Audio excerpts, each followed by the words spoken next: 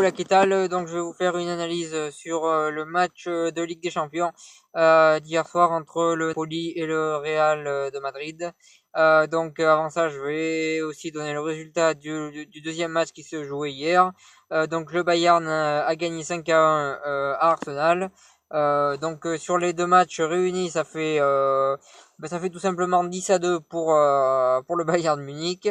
Euh, donc euh, donc je voulais parler un petit peu de la situation d'Arsenal. Je pense que cette saison, c'est clairement l'année de trop pour Arsène Wenger. J'espère me tromper, mais je pense que cette année en championnat anglais, ils finiront même pas dans les 4 premiers. Ça fait plusieurs années qu'en huitième de finale, ils se font éliminer. Cette année, c'est encore pareil. C'est très décevant côté Arsenal. Je pense que l'année prochaine, ils auront un nouvel entraîneur.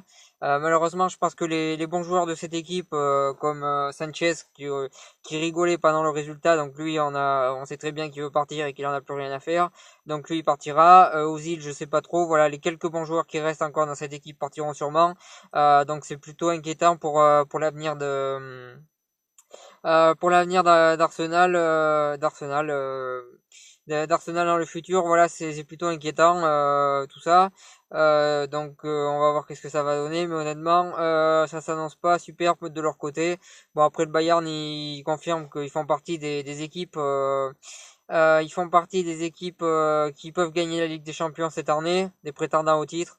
Donc on va voir ce que ça va donner, mais en tout cas, eux, je pense que qu'ils seront là. S'ils tombent pas contre une équipe vraiment favorite en quart de finale, ils se qualifieront sans souci pour les demi-finales.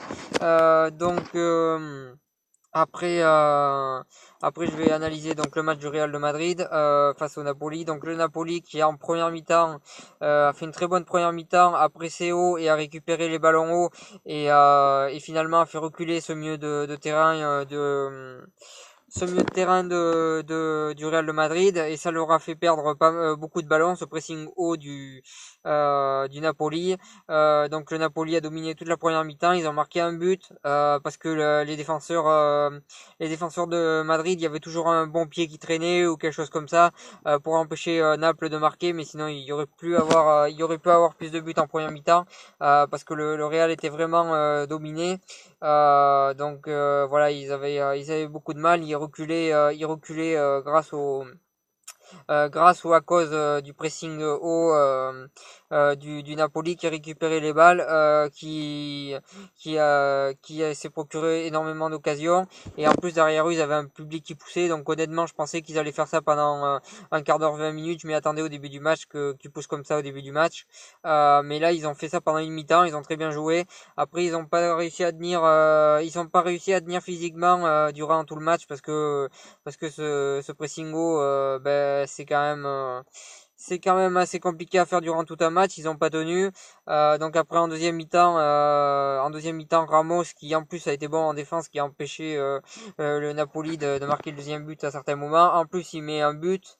Bon après le deuxième. Après le deuxième but que Ramos met, il n'est pas accordé à lui malheureusement. Pour moi, il mérite d'être accordé à lui parce que la règle, c'est quand la frappe est cadrée, normalement, elle est accordée au tireur de l'équipe. Là, elle est contrée, donc on la compte au contré, ce qui est pas très logique vu que la règle ne dit pas ça. Enfin bon, Ramos remet l'équipe du Real de Madrid dans le match en faisant encore une bonne tête. En plus d'être très bon en défense, il est très bon en attaque. C'est un des meilleurs défenseurs de tous les temps. Il l'a encore prouvé hier. Très gros match de sa part. Le but qu'il met, le premier, il est vraiment très important. C'est le tournant du match. Donc grosse performance de Ramos qui a été l'homme du match hier encore une fois. Ensuite, le Real en deuxième mi-temps a pu jouer son jeu et a pu attaquer parce que le Naples était un petit peu essoufflé parce qu'ils n'ont pas joué aussi défensif. Ils ont commencé à jouer offensivement parce qu'en première mi-temps ils jouaient que par contre-attaque et des contre-attaques qui avaient donné des belles occasions, notamment Ronaldo qui rate un truc immanquable.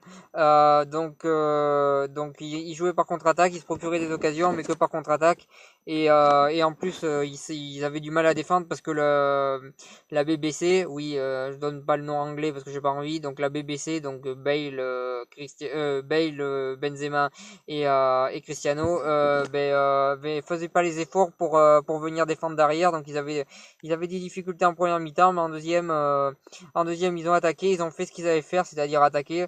On voit Tony Kroos. Donc Tony Kroos, j'ai vu que ça discutait un petit peu sur le fait qu'il soit titulaire et qu'ils aient pas mis plutôt un Isco ou un Rames. Alors c'est trois très bons joueurs, mais je pense que ce qui joue en la faveur de Tony Kroos, c'est on a vu, il donne de passes décisives, donc c'est vraiment ses talents pour tirer les corners et puis ses talents de passe qui a fait que Zidane il le préfère à Isco et à Rames qui sont plutôt des joueurs techniques. Je pense que Zidane c'est ça qu'il préfère en Toni Kroos et c'est pour ça qu'il l'a fait jouer. Après pour Casimiro aussi j'ai vu qu'il y avait des débats. Il fallait un numéro 6 pour pouvoir défendre hier, donc ça me paraît logique qu'il soit titulaire. Après le dernier débat que j'ai vu sur les titulaires, donc est-ce que Vasquez aurait dû être titulaire à la place de Bale parce que Bale fait pas les efforts pour défendre alors que Vasquez les fait.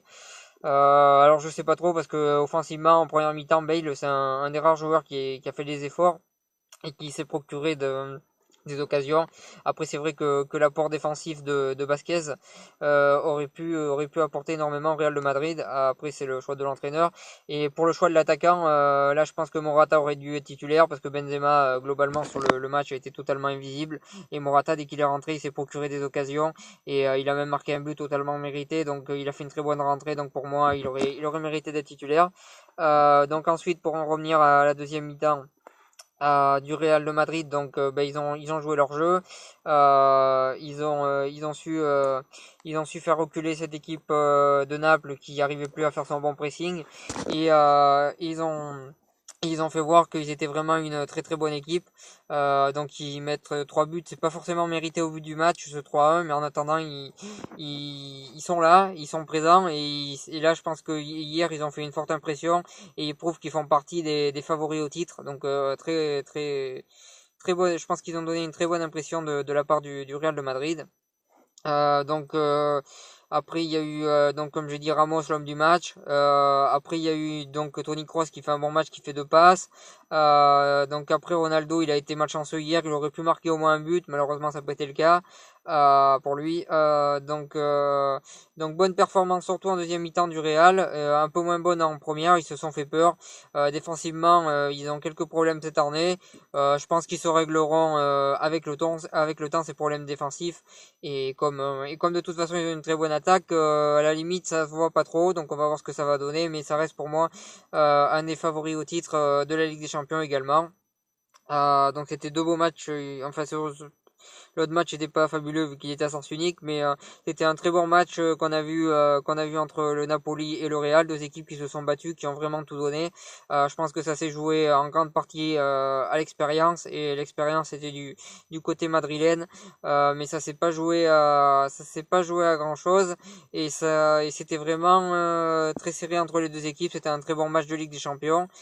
Donc voilà ce que j'avais à dire sur cette analyse de ce match. Si vous avez aimé ma vidéo, n'hésitez pas à partager, à liker et à en parler autour de vous. Et puis moi, je vous souhaite une très bonne continuation.